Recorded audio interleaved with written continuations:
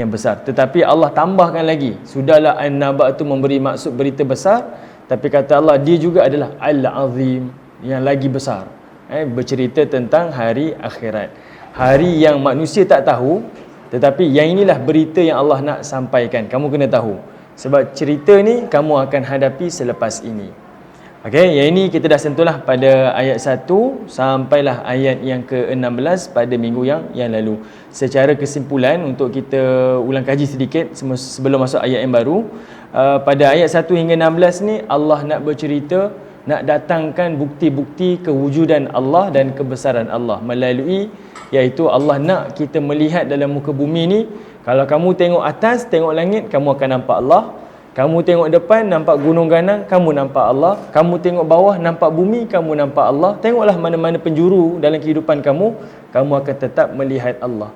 Kalaulah kewujudan dunia ni pun Allah boleh ciptakan dengan mudah, maka tidak menjadi masalah untuk kejadian penciptaan yang kedua. Sebab setiap penciptaan yang kedua itu lebih mudah daripada penciptaan yang pertama. Itu logik akal manusia lah, kalau orang yang berfikir. Seperti mana saya sebutkan contoh, iaitu kalau kita tengok orang dahulu nak cipta satu lampu ataupun nak cipta telefon, macam Alexander Graham Bell, dia nak cipta telefon tu berkali-kali tak berjaya-berjaya. Tapi bila sekali dia dah cipta berjaya, untuk ciptaan yang kedua orang tiru lebih mudah lagi. Itu logik akal. Macam itulah Allah Ta'ala sebut dalam Quran, bila Quraisy tanya pada Nabi, qala man yuhyil idhama huwa hiya ramim, siapa wahai Muhammad yang boleh ciptakan tulang belulang yang dah hancur ni untuk dihidupkan semula?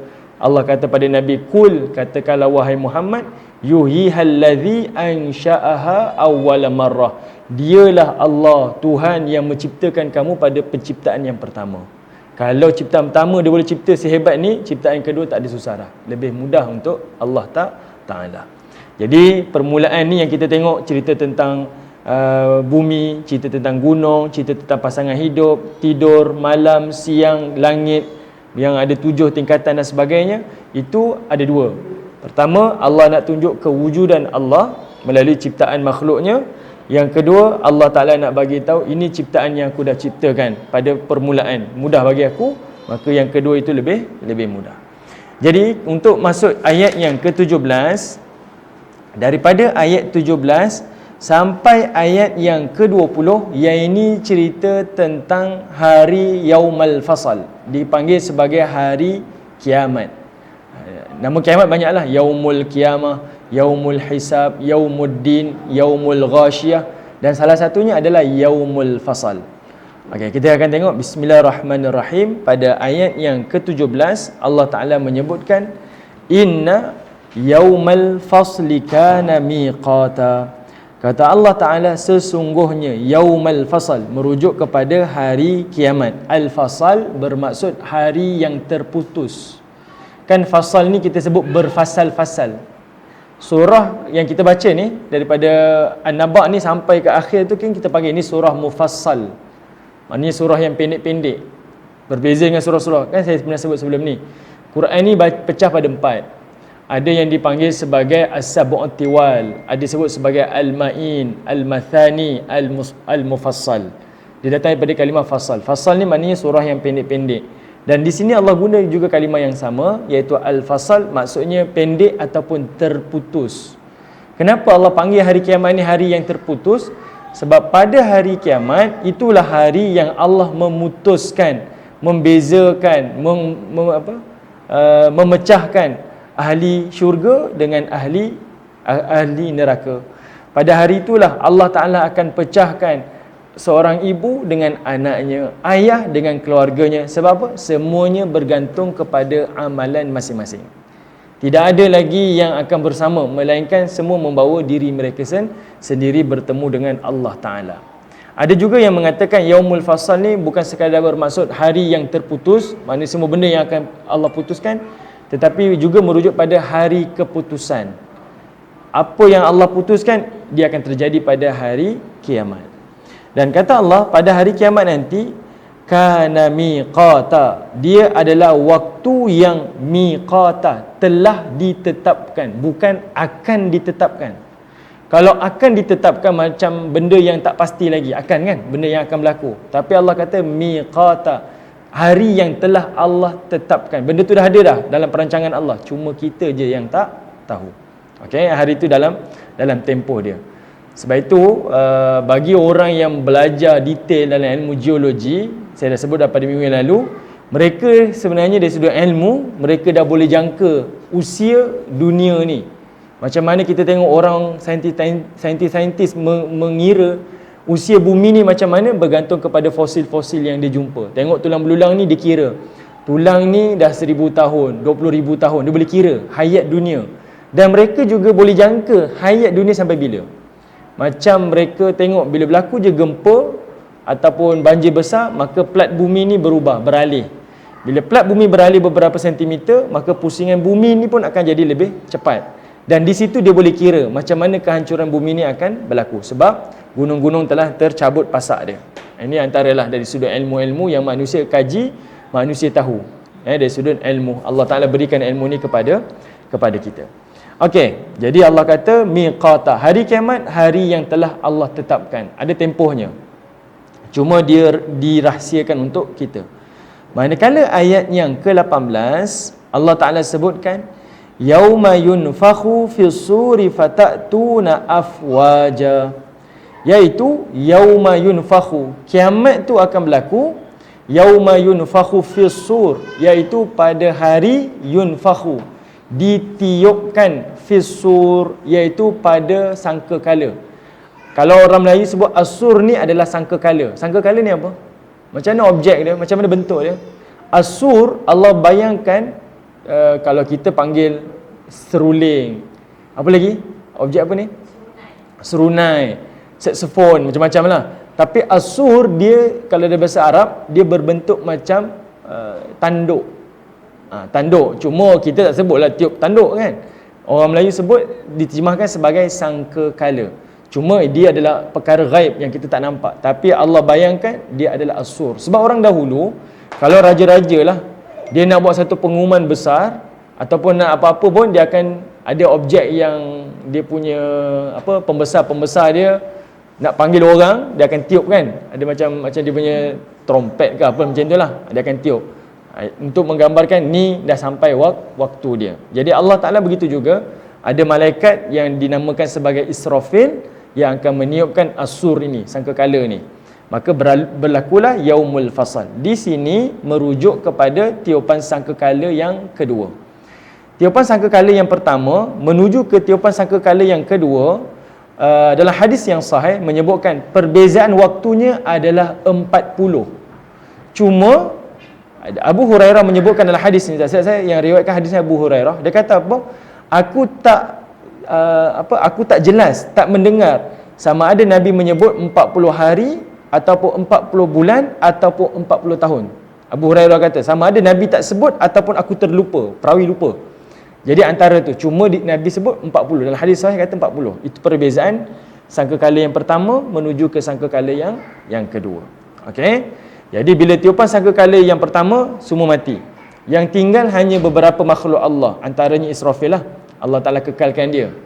Kemudian tiupan sangkakala yang kedua, maka semuanya dibangkitkan dan kata Allah fatatu na'afwaja. Perhatikan ayat yang ke-18 ni, Allah sebut kalimah dia fatatu na'afwaja.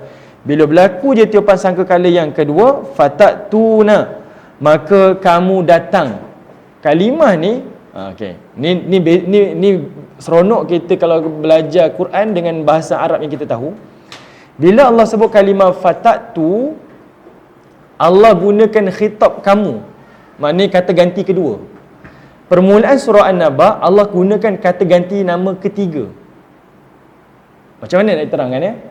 Kata ganti ketiga ni kan maksudnya mereka, kan? Betul tak? Kalau kita belajar tata bahasa, mereka ni kata ganti ketiga. Allah Ta'ala tak berbicara. Contoh macam ni. Kalaulah kita duduk dalam satu kelas, ada budak buat salah, cikgu kat depan dia bagi contoh, saya dapat report ada pelajar yang tak buat kerja sekolah, kemudian dia lari sekolah, dia dijatuhkan hukuman sekian, iaitu hukuman gantung daripada sekolah. Cikgu tak tuju pada budak tu, tapi cikgu berikan contoh, sebut secara umum. Kita kata ini adalah kata ganti ketiga. Tak disebutkan. Tiba-tiba cikgu pun cakap, Ahmad, betul tak kamu buat? Terus cikgu tuju kepada orang yang melakukan. Di sini ayat yang sama, gaya yang sama Allah gunakan. Tujuan dia apa? Untuk menakutkan, menambahkan lagi ketakutan bagi orang yang melakukan kesalahan. Faham tak maksud saya? Mula-mula sebut secara umum. Bila cikgu berdiri saja, saya dengar report ada orang curi tak siap kerja sekolah, dia lari sekolah, telah dijatuhkan hukuman gantung. Pelajar yang buat salah dah rasa bersalah dah. Habislah cikgu tahu. Cikgu tak cakap lagi dengan dia, tapi sebut macam tu dia dah rasa bersalah dah. Tiba-tiba cikgu pun kata, Ahmad, betul tak kamu buat? Bila cikgu cakap macam tu, macam kena serangan jantung tu. Dia automatik terus direct kepada dia. Macam itulah Allah Ta'ala sebut pada ayat ni. Mula-mula surah An-Naba Allah gunakan kata ganti ketiga.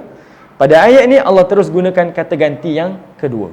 Okey, fatatuna afwaja. Kamu, bila Allah sebut secara umum, orang Quraisy ni duduk menyembang, duduk cerita benda-benda besar, kiamat berlaku ke tidak, bla bla bla. Tiba-tiba kata Allah, kamu mati nanti, tiupan sangka kala yang kedua, kamu fatatuna afwaja, datang dalam keadaan berkumpulan. Allah terus tunjuk kepada orang yang melakukan kesalahan. Okey. Baik, perhatikan kalimah fatatu. Fatatu ni dia datang daripada kalimah ata. Ada beza ya dalam bahasa Arab. Kalimah ja'a, saya minta maaf. Wah.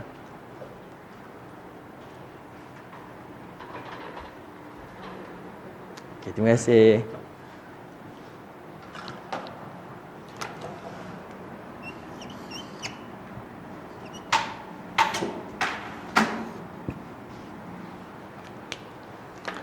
Okey. Ada beza kalimah ja'a datang, atta pun datang. Atta ni yang jadi fatatu tu. Dia datang daripada asal kalimah ni. Okey. Ja'a datang, atta pun datang. Apa beza dia? Ja'a ni datang, dia ada lagi satu kalimah. Satu lagi hadara. Hadir kita selalu sebut kan? Okey. Dua-dua kalimah ni, hadara dengan ja'a ni datang, boleh pilih. Nak datang boleh, tak nak datang pun tak apa. Kelas kita tafsir hari ni, kita boleh kata ni ja'a ataupun hadara. Kamu boleh datang, nak datang boleh, tak nak datang pun tak apa. Tapi kalau ata, dia datang dengan ketaatan, secara paksa. Paksa rela. Kamu suka ke tak suka ke, kamu kena datang juga. Dan Allah kata, kamu datang dalam keadaan afwaja. Kamu tak boleh pilih tim lagi dah. Kamu tak boleh datang dengan geng-geng kamu. Kamu datang dalam waktu, dalam keadaan yang kamu telah ditentukan. Dengan siapa kamu dibangkitkan, dengan siapa kamu dikumpulkan pada hari mahsyar nanti. Okey. Tapi dalam Quran banyak ayat yang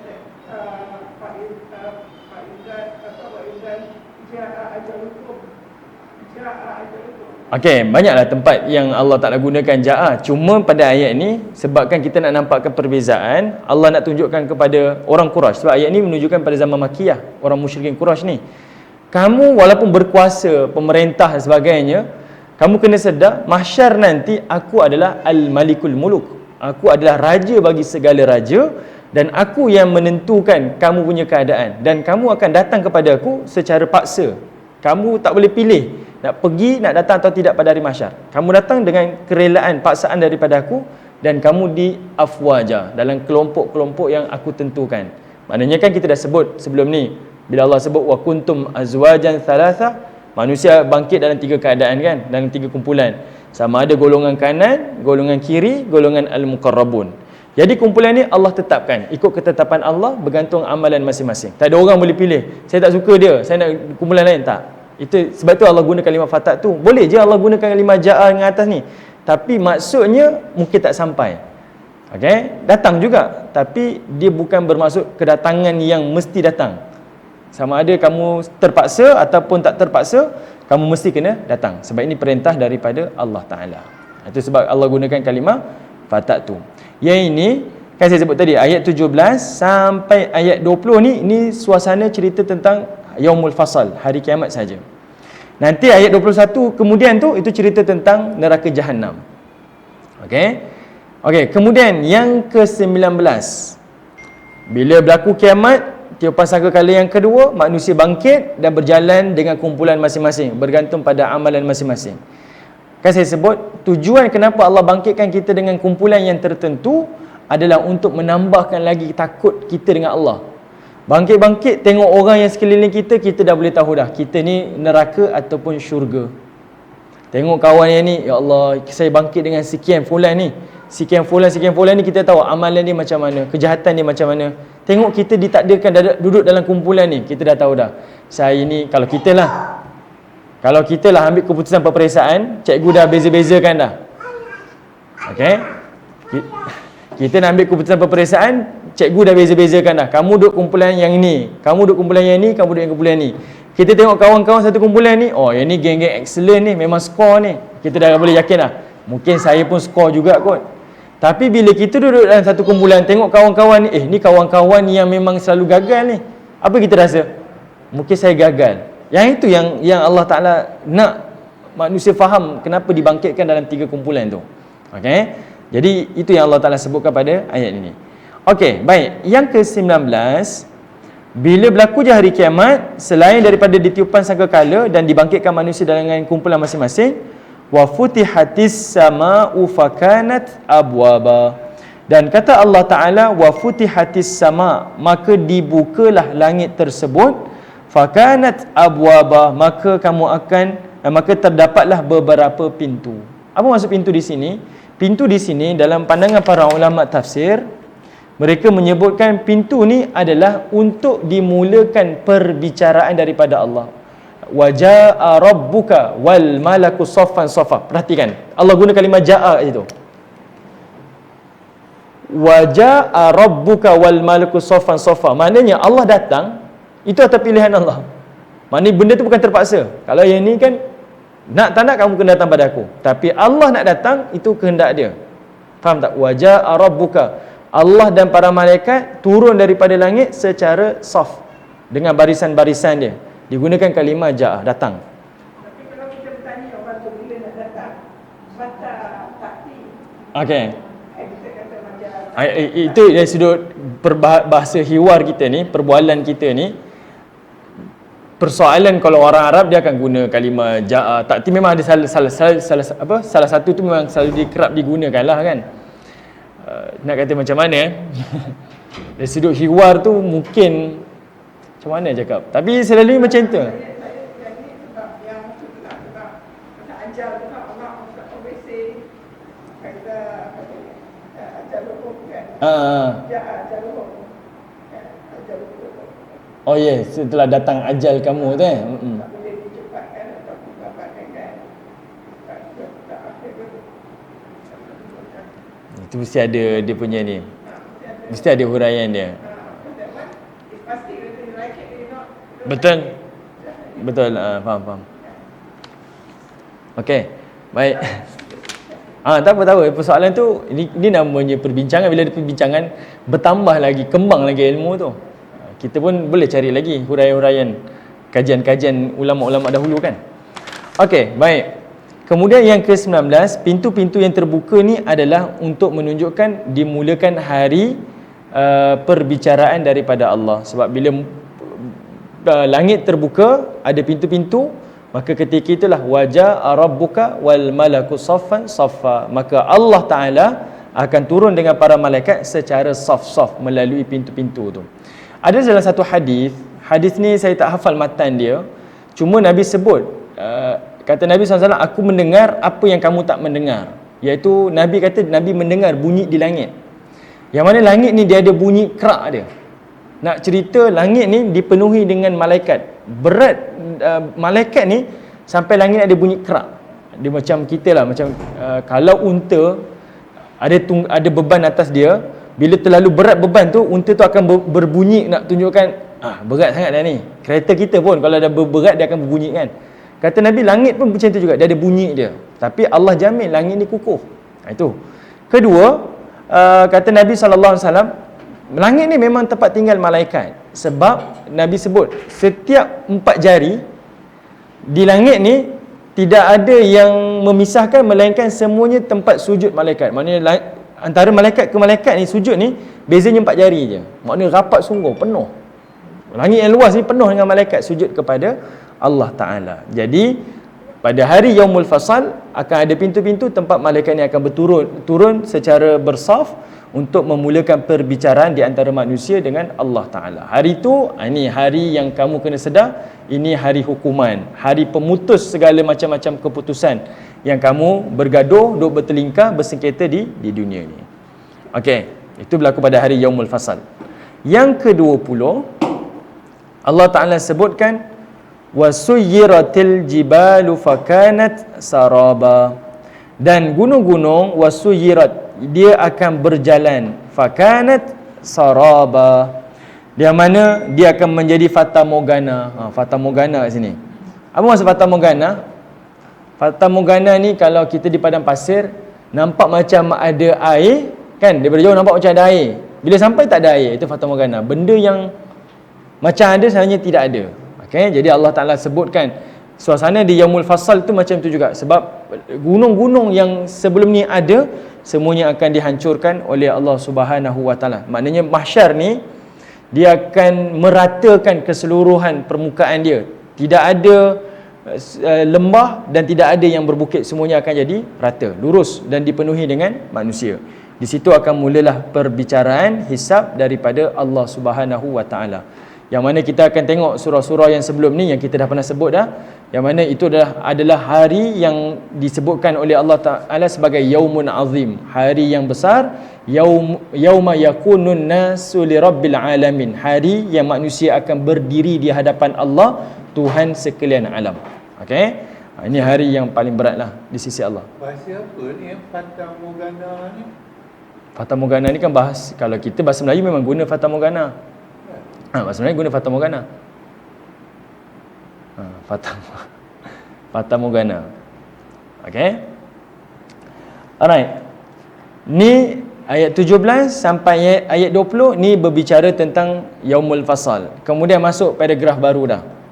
Daripada ayat 21 sampailah ayat yang ke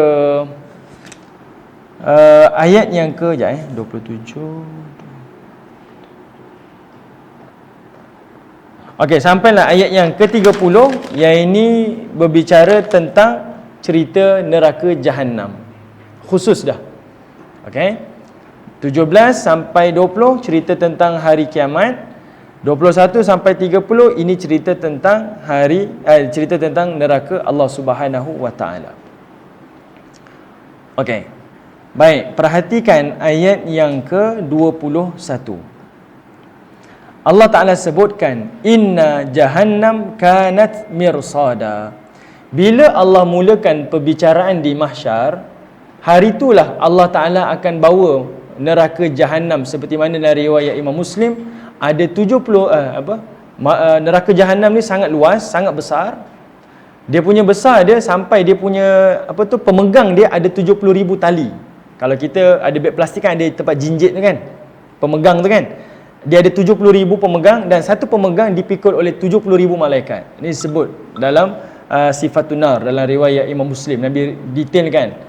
Mula perbicaraan hisab, maka masa itulah didatangkan neraka Jahannam. Masa itulah yang kata kalla sayalamun thumma kalla sayalamun. Kita berdiri kat situ, masa itulah kita dah tak boleh cakap apa dah. Kita dah jelas dan kita dah yakin. Ini adalah namanya ainul yakin, dengan mata dan lihat apa yang dah berlaku hari hisab. Allah dah datangkan neraka Jahannam. Okey, dan masa tu neraka Jahannam ni akan mengeluarkan bunyi-bunyi dia lah, suara-suara dia. Dan dalam hadis yang sahih Nabi menyebutkan neraka Jahannam sentiasa bertanya pada Allah, ada lagi tak manusia yang nak dicampakkan ke dalamku? Masih lagi ada ruang-ruang yang kosong. Tapi ayat 21 perhatikan, Allah sebut neraka Jahannam ni ada satu lagi sifat. Inna jahannam, sesungguhnya neraka Jahannam kanat mirsada, iaitu dia ni adalah mirsad. Mirsad ni adalah tempat pengintai. Maksudnya apa? Neraka Jahannam ni sentiasa mengintai penghuni-penghuninya. Okey, sebelum pergi lebih jauh, perhatikan kalimah Jahannam. Jahannam dia bukan datang daripada kalimah bahasa Arab. Jahannam ni dia datang daripada bahasa Ibrani, bahasa Yahudi. Yang mana orang Arab ni dah biasa dengan orang Yahudi daripada Yathrib, sentiasa sebut dalam kitab-kitab mereka kalimah Jahannam. Jahannam ni kalau bahasa Yahudi saya tak pastilah bunyi macam mana, tapi lebih kurang macam Gehenna, macam tu lebih kurang bunyinya, bermaksud perigi buta. Jadi Allah sifatkan neraka Jahannam ni adalah perigi yang sangat dalam, sangat gelap, macam sifat perigi buta. Okey, maknanya terlalu dalam, sangat dalam ni. Kita pun tak tahu macam mana dalamnya, tapi macam perigi buta. Sebab itu namanya Jahannam. Kemudian kata Allah, dia bersifat mirsada, pengintai, mengintai. Macam mana mengintai ni? Dalam satu riwayat menyebutkan kalimah mirsada ni iaitu setiap manusia nanti akan melalui titian sirat.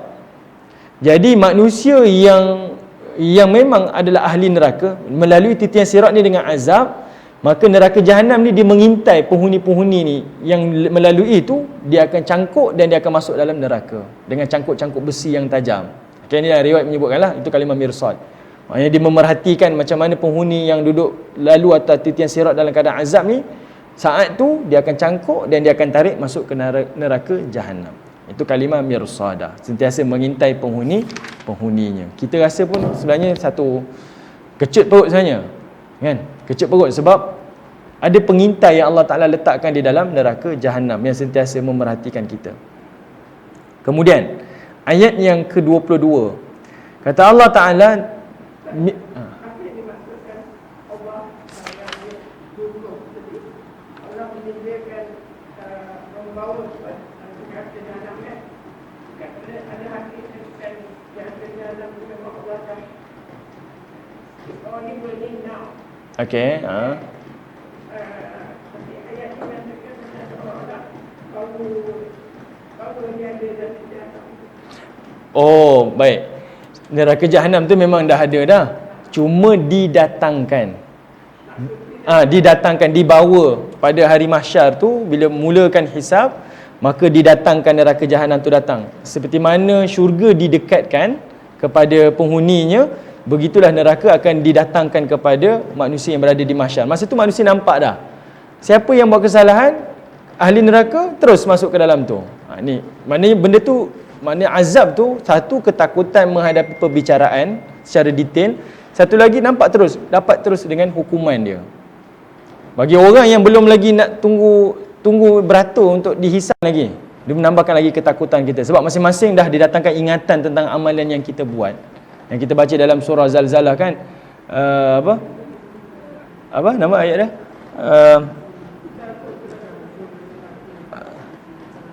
Apa ayat last kali tu? Wa may ya'mal mithqala dzarratin khairan yarah kan. Siapa yang melakukan amal soleh, dia akan nampak apa amalan dia tu. Sama ada nampak amalan dan juga nampak apa hukuman ataupun balasan yang dia akan perolehi. Yang itu menambahkan ketakutan pada Allah. Sebab itu orang masa tu Nabi kata dah tak peduli dah aurat-aurat orang lain, sebab masing-masing dah memikirkan tentang nasib diri masing-masing. Okey. Baik, kemudian Allah kata apa? Mirsada ni, pengintai-pengintai ni dia akan mengintai siapa? Litaghin. Litaghin ni iaitu orang yang melampaui batas. Melampaui batas di sini merujuk, Allah Ta'ala tak sebut kalimah kafir Litaghin ni dia merujuk pada orang yang melampaui batas. Melampaui batas ni macam mana? Tagha ni dia lebih bermaksud pemberontak. Jiwa dia, fitrah kita, Allah install dah siap-siap. Kita punya fitrah memang nak kepada kebaikan. Kita tahu had kita, baik macam mana, jahat tu macam mana. Itu fitrah. Semua orang ada insting dah. Kalau saya buat ni jahat sungguh ni sebenarnya, salah sangat ni. Ada insting dah.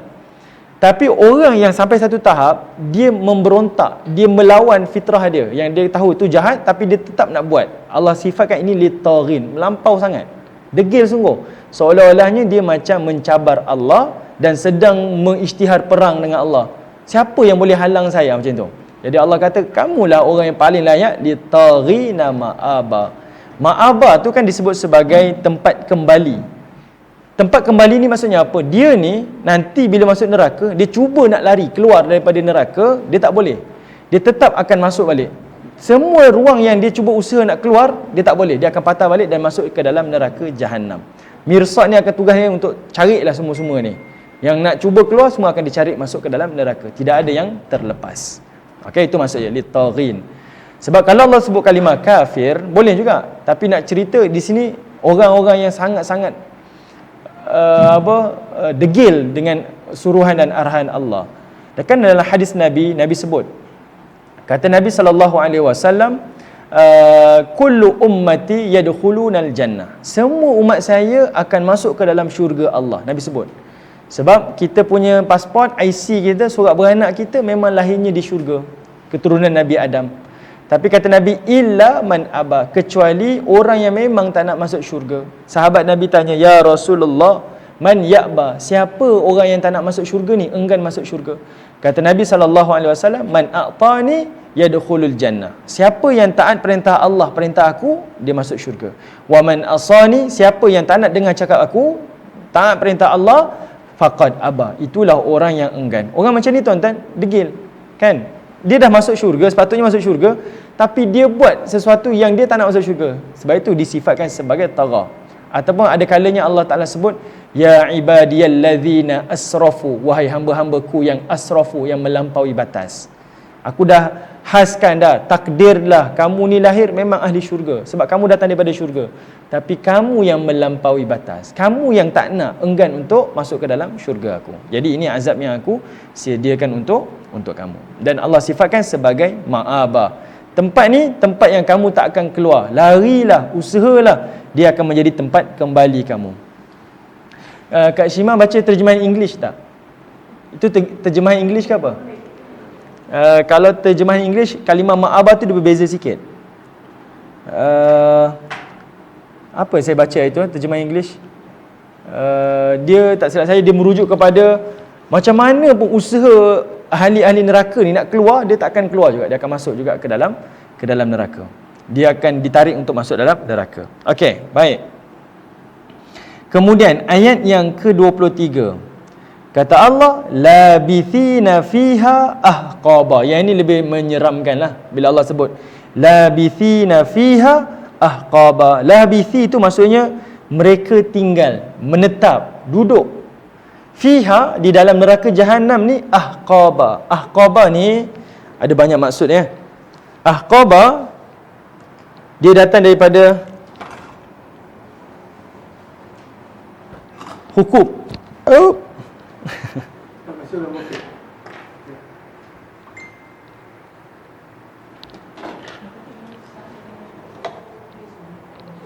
Okey.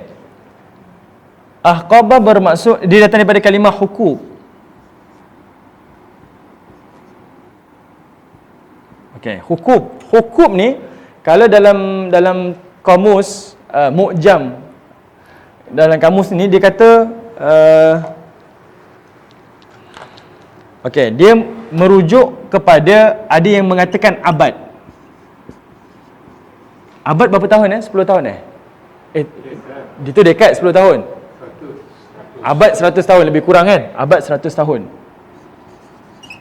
Ni 100 tahun lah abad. Tapi ada yang mengatakan hukum ni dia bersamaan dengan lebih kurang thamanus sanah, iaitu 80 tahun. Ni satu hukum. Tapi ayat ni Allah gunakan kalimah ahqaba. Ahqaba ni maksudnya plural. Plural. Maknanya satu hukum 100 tahun. Dua hukum 200 tahun. Ahqaba kita tak tahu, plural. Dia 3 ke atas. Mungkin 300 tahun, 4 tahun, lama, tak tahu berapa tempoh dia. Dan ini Allah Ta'ala sebutkan kalimah ahqaba. Dan ini tak menafikan bila Allah sebut dalam neraka khalidina fiha, orang dalam neraka ni akan duduk selama-lamanya. Sebab tempoh ni terlalu lama 100 tahun. Satu hari dekat neraka bersamaan dengan 1000 tahun di akhirat. Di dunia. Satu hari akhirat sama dengan 1000 tahun dunia. Ini kita boleh kalilah. Okey, nak bagi gambaran. Kenapa Allah sebut ahqaba? Dia ada dua tafsiran. Okey. Pertama, Allah nak bagi tahu penghuni neraka ni dia akan diseksa, ada tempoh dia. Bukan nak kata dia ada penghujung.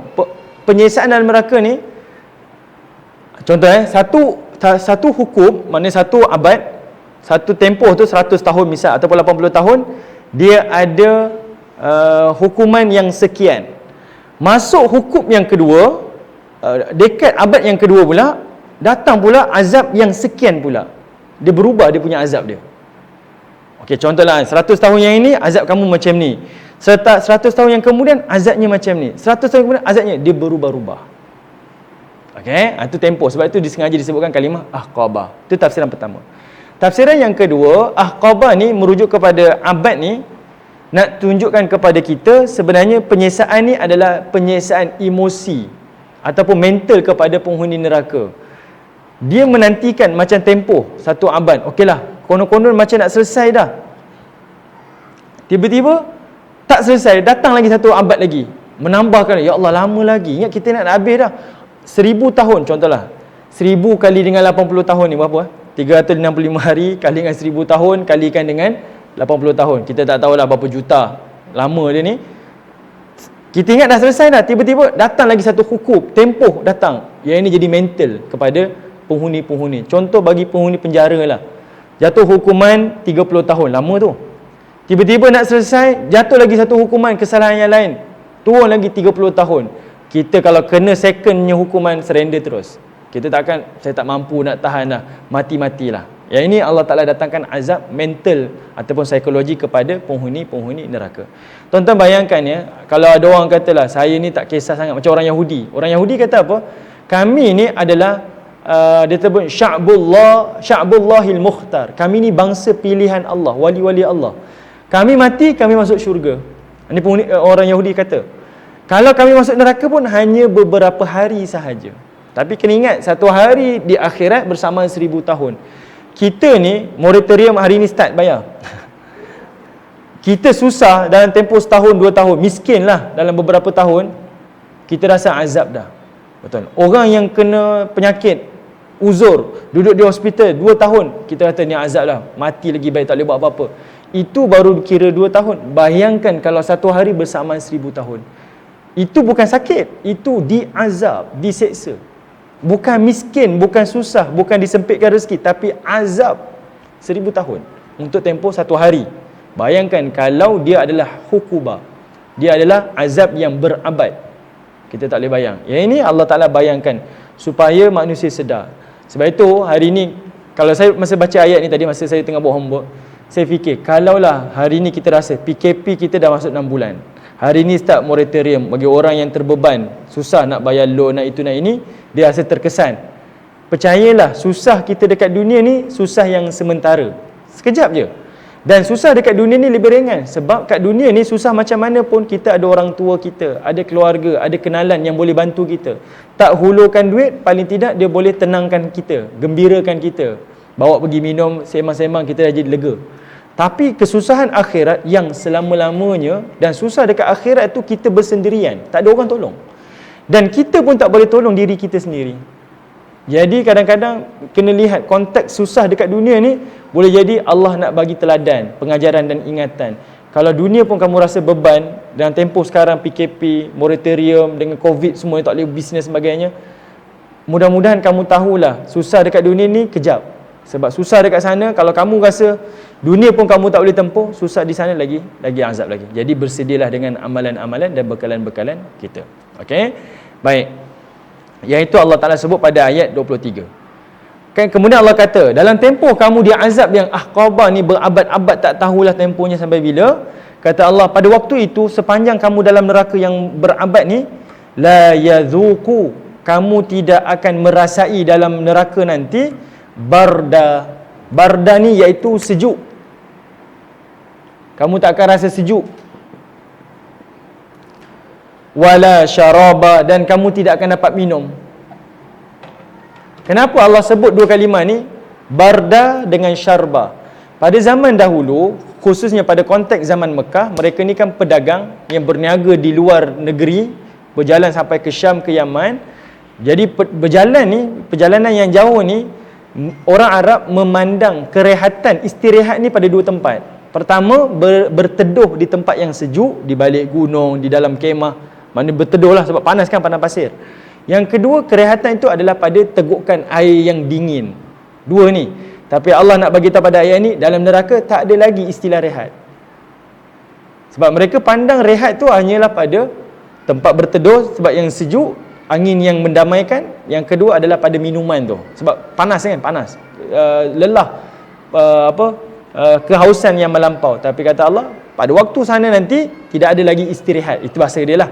Tidak ada lagi istirahat. Kamu tak akan jumpa angin sejuk, kamu tak akan jumpa kepanasan. Tak akan jumpa minuman yang mendinginkan. Sebab mungkinlah saya pun tak tahulah, cuba nak nampak konteks ni. Mungkinlah orang Quraisy bila dengar cerita azab neraka ni panas, dia kata ada lagi panas ke? Kita dah pernah menempuh jalan jauh ni. Sepanjang padang pasir ni panas kan, 50 darjah Celsius. Mungkin kita dah biasa kot. Mungkinlah pandangan saya macam tu. Jadi mungkin Allah datang ke ayat ni untuk bagi tahu sebenarnya tidak ada tempoh kerehatan. Tidak ada barda dan tidak ada syaraba. Okey?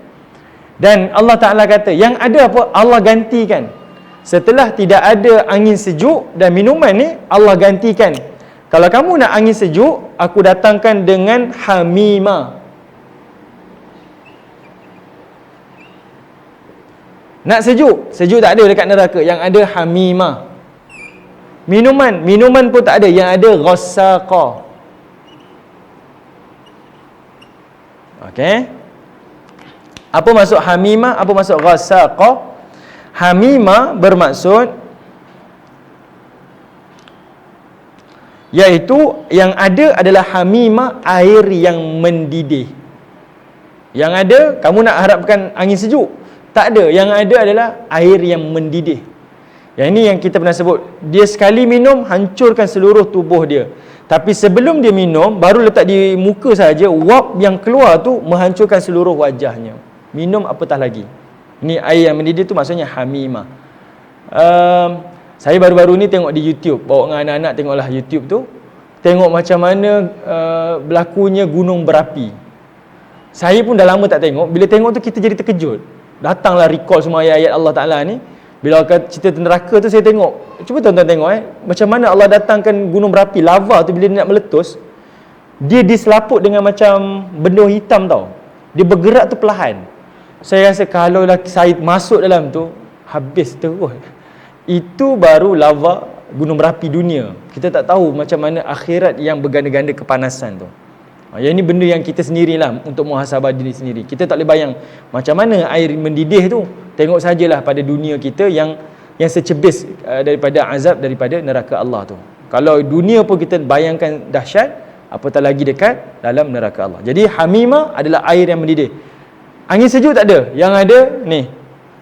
Kemudian minuman dingin pun tak ada. Yang ada ghassaqa. Ghassaqa ni apa? Iaitu nanah.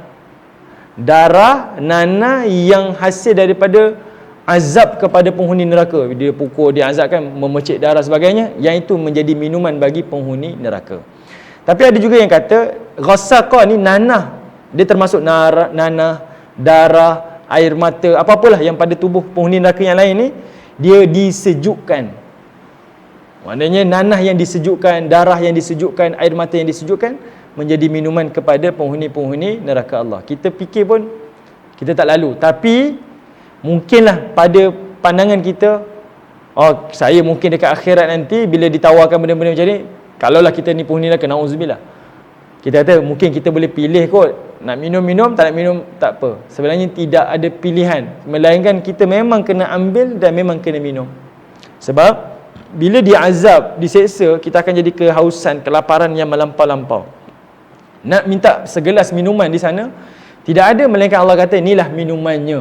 Dan kita tak ada pilihan untuk menolak, melainkan kita mesti akan terpaksa untuk minum dan mengambilnya. Macam kita dekat dunia, kalaulah kita kena kencing manis, sampai satu tahap kaki kita ni dah jadi busuk, tak ada pilihan, jumpa doktor, doktor kata makcik, pakcik tak ada pilihan, melainkan saya kena potong kaki pakcik.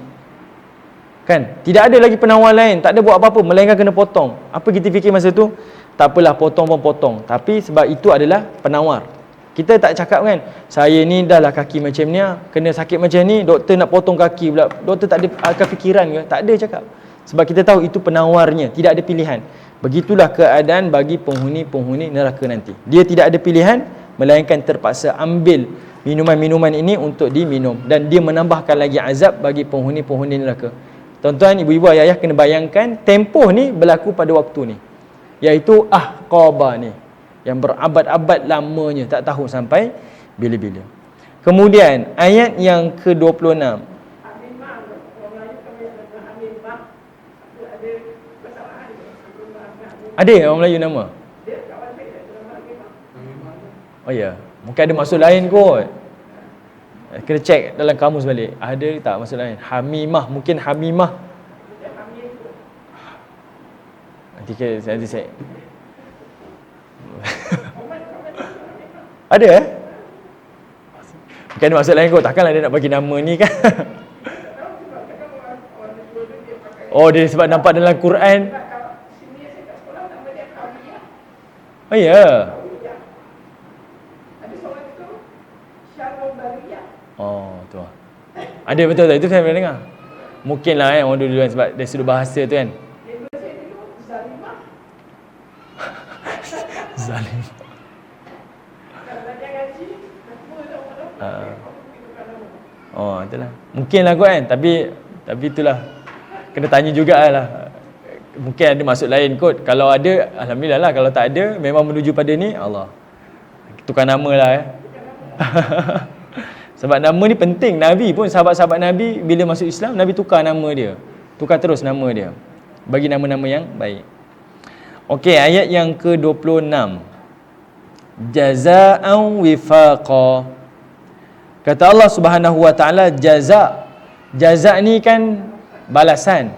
Bila sebut jaza' ni, dia sebenarnya kalimah yang baik kan. Jaza' ni balasan yang baik. Tapi ini macam sindiran lah. Sindiran tajam Allah Ta'ala. Inilah balasan untuk engkau. Ya. Macam kita kalau anak kita naik pokok, panjat, kita cakap apa? Ada orang dia gunakan bahasa yang betul lah. Turun, nanti kalau panjat nanti jatuh. Tapi kalau orang dulu-dulu, zaman saya kecil-kecil dulu, ayah saya selalu cakap, panjatlah panjat. Nanti jatuh, nanti abah tambah lagi.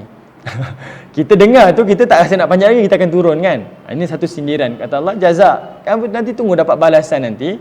Tapi balasan tu adalah wifaqa. Wifaqa ni maksudnya balasan yang setimpal. Apa maksud setimpal? Iaitu Allah ni sayang kepada kita, tetap sayang. Kita punya dosa tu, Allah punya azab, dia tak lebih dan tak kurang. Berbeza dengan kebaikan. Kalau kita melakukan amal soleh, ganjaran dia takkan setimpal. Dia akan lebih daripada amalan yang kita buat. Nampak? Kita buat sekian amalan kebaikan, ganjaran dia tak setimpal. Ganjaran dia akan jadi lebih. Mungkin infinity. Kan Allah Ta'ala sebut dalam Quran, kamu melakukan sekian amalan, boleh jadi macam 7 tangkai. Mungkin jadi 70, mungkin jadi 700, mungkin jadi lebih daripada tu. Dia bertambah-tambah. Sayangnya Allah pada kita. Tapi kalau dosa yang kamu lakukan, dia akan jadi setimpal. Takkan kurang, takkan lebih. Allah takkan zalim kamu. Dia akan setimpal. Okey, yang ini yang Allah Ta'ala sebutkan jaza'an wifaqa.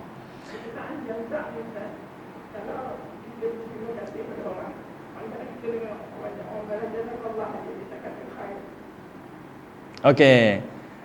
Kalau dalam hadis Nabi memang Nabi sebutlah jazakallahu khair kan.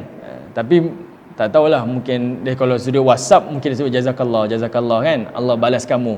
Sebab khair itu bermaksud Allah balas kamu dengan kebaikan kan, ataupun jazakallahu khairan jaza, sebaik-baik balasan.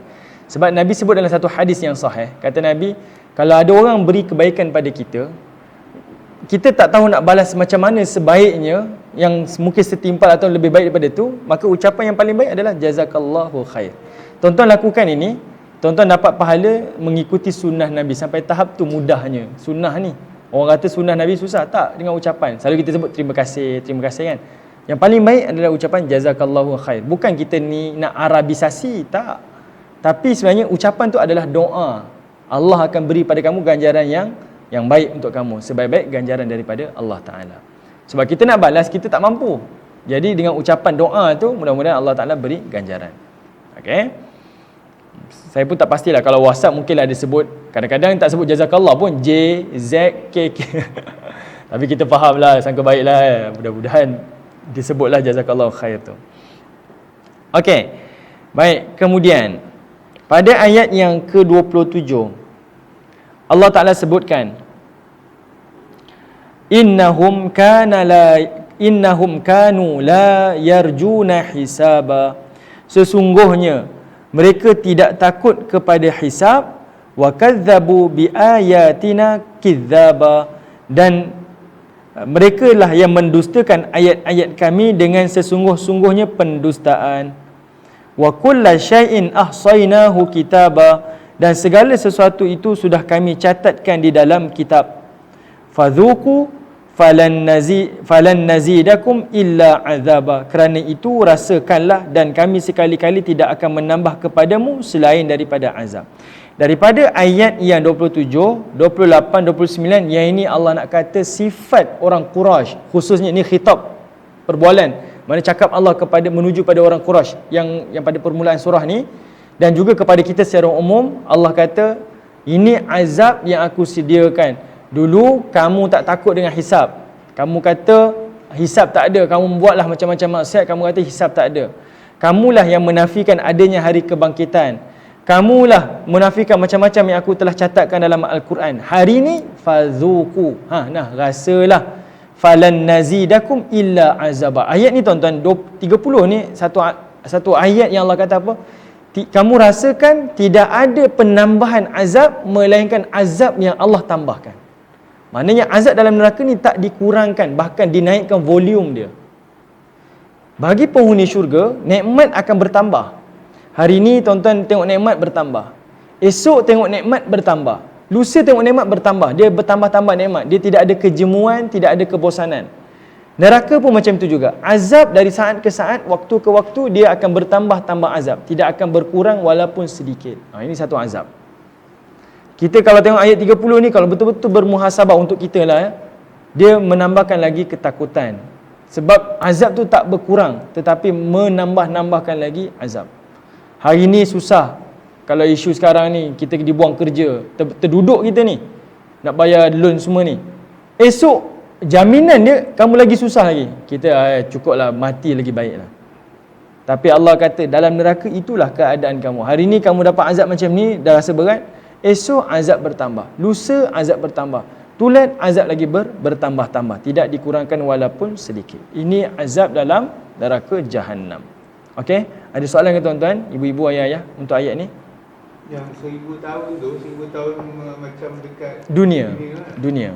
Satu hari akhirat bersamaan dengan 1000 tahun dunia. 1000 hari pun jauh juga. Jika 1000 tahun kan.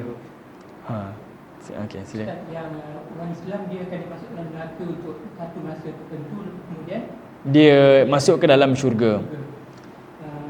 Jadi ini bukan ditujukan kepada mereka. Kalau ikutkan ayat ni ditujukan kepada musyrikin Quraisy. Yang mana musyrikin Quraisy ni kan permulaan ni kan cerita tentang orang Quraisy yang bertelingkah tentang hari kebangkitan kan, menuju pada dia lah. Khusus untuk mereka, umum untuk kita juga. Umum. Sebab Allah cerita tentang neraka Jahannam. Yang kita dengar neraka Hawiyah lah, neraka Saqar, neraka Sa'ir dan sebagainya tu, itu sebenarnya adalah tingkatan dalam neraka. Contohlah, satu neraka ni namanya Jahannam. Dalam tu ada tingkatan-tingkatan yang membezakan dia. Okey, sekarang ni Allah cerita umum ni. Ni neraka, dalam neraka Jahannam ini keadaan dia. Tingkatan tu akan berbeza-bezalah dia punya azab dia. Okey, jadi umumlah untuk semua. Asal masuk neraka, itulah keadaannya, keadaan di dalam neraka tersebut. Okey, sama ada mukmin tak mukmin. Sebab itu jangan ada harapan, cita-cita untuk masuk neraka. Saya teringat malam tadi saya ada baca satu kitab. Kitab ni namanya kitab Ghayatul Matlub, kitab amalan penghapus dosa. Nabi ada sebutlah macam-macam amalan. Buat sekian amalan, Allah hapuskan dosa sekian-sekian. Pengarang ni Ibn Daibak. Dia anak murid kepada Ibn Hajar, ulama hadis ni. Hebatlah saya baca kitab ni sebab kitab dia kecil je, nipis. Tapi Masya Allah, dia punya ayat dia sangat-sangat memberi ketenangan lah, memberi harapan kita ni. Macam mana jahat pun, peluang taubat tu terbuka.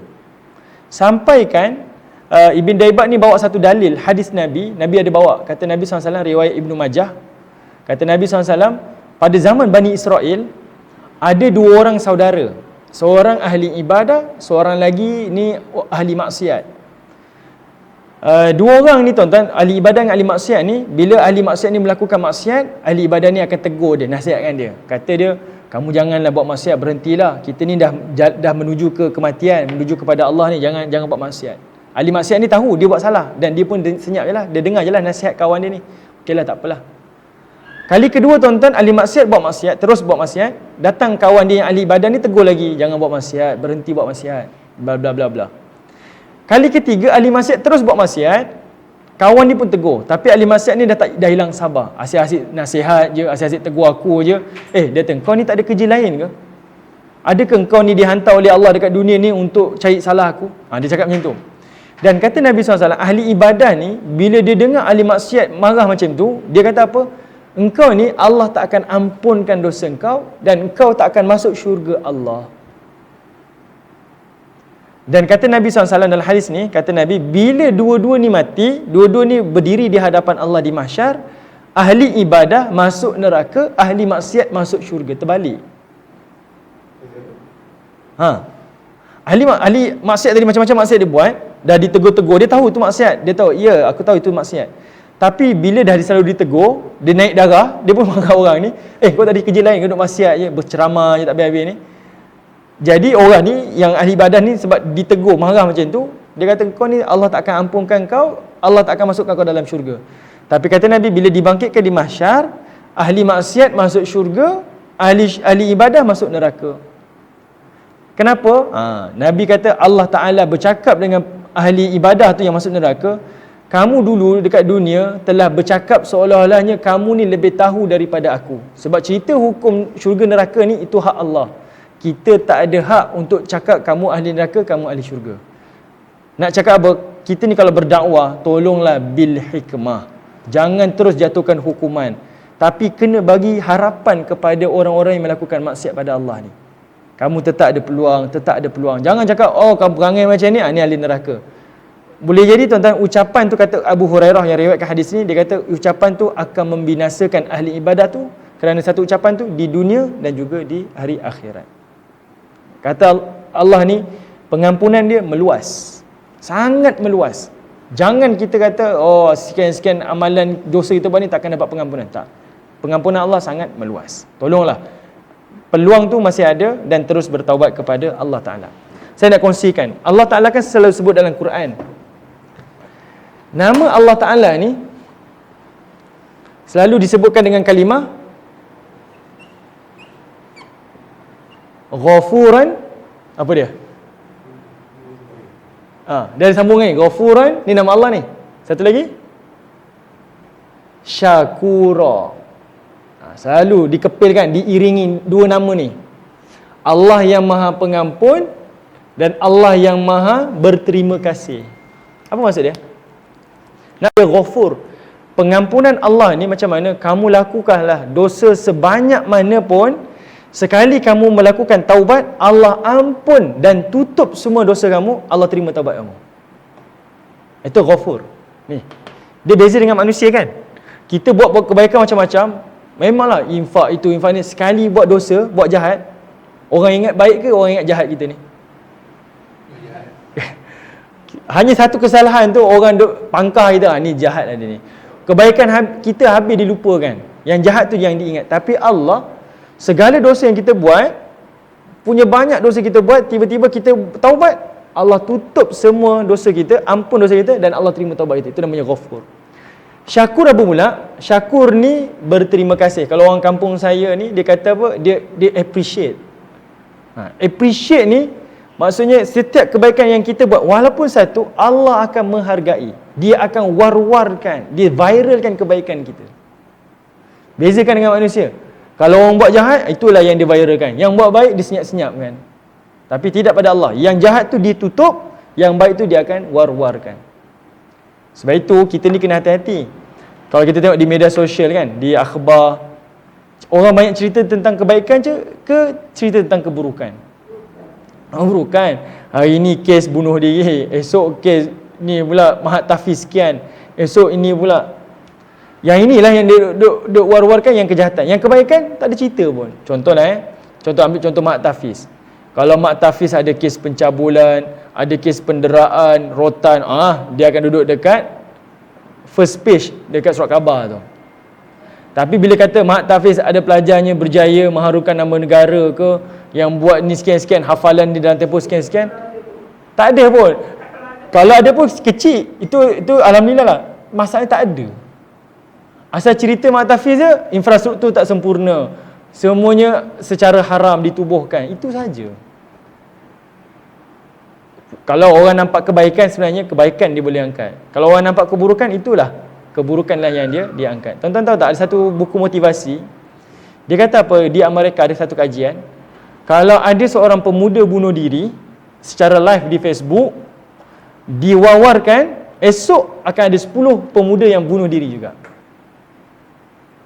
Sebab dia akan jadi macam, orang kata apa, merebak tu, dia akan mengikut. Orang ni buat, orang lain akan buat. Sebab kita tak tahu kondisi orang lain, mungkin keadaan macam itu, bila nampak ada orang bunuh diri lah, dia pun ambil pendekatan yang sama.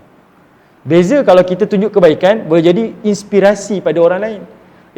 Hari ni kita tengok satu video, ada budak umur 6 tahun, 5 tahun, dia dah boleh mengaji Quran. 4 tahun, 5 tahun macam tu, boleh mengaji Quran. Fasih cakap. Kalau diviralkan, kan jadi inspirasi orang tua pada anak-anak. Boleh jugalah anak kita pun macam tu juga. Kan kebaikan tu boleh berkongsi. Sekarang kita sebenarnya memilih untuk melihat kebaikan ataupun keburukan. Contohlah ya, kita program DPMP ni kan. Sekali kita tengok, Allah, kita punya jemaah kita tak ramai lah. Ni itulah jemaah kita ni rosak kot. Kalau kita tengok buruk-buruk lah kita. Tapi kalau kita tengok benda baik, tak ramai ni. Ini peluang boleh buat pahala ni. Ni peluang boleh buat pahala. Kita boleh keluar buat dakwah, buat serik dakwah, buat itu, buat ini. Kita nampak kebaikan-kebaikan yang kita boleh usahakan. Okey? Ini antaralah yang kita nak nampak. Dan Allah Ta'ala kata peluang taubat sentiasa terbuka dan sentiasa Allah Ta'ala berikan kepada kita. Selagi ada masa, selagi itu ada peluang. Okey? Tuan-tuan nak bayangkan, Firaun pun bertaubat tau, Firaun. Cuma taubatnya pada waktu Allah Ta'ala tak terima dah. Firaun tu pernah jugalah rasa nikmat senang dunia ni. Tak sakit, beri ketenteraan, beri kerajaan. Kita ni tak pernah rasa apa-apa. Tak pernah rasa apa-apa kita kat dunia ni. Pun tak nak bertaubat. Firaun tu sampai ayat-ayat, aku beriman dengan Tuhan yang diimani oleh Bani Israel. Dia sampai tak, tapi Allah tolak sebab dah waktu di penghujung.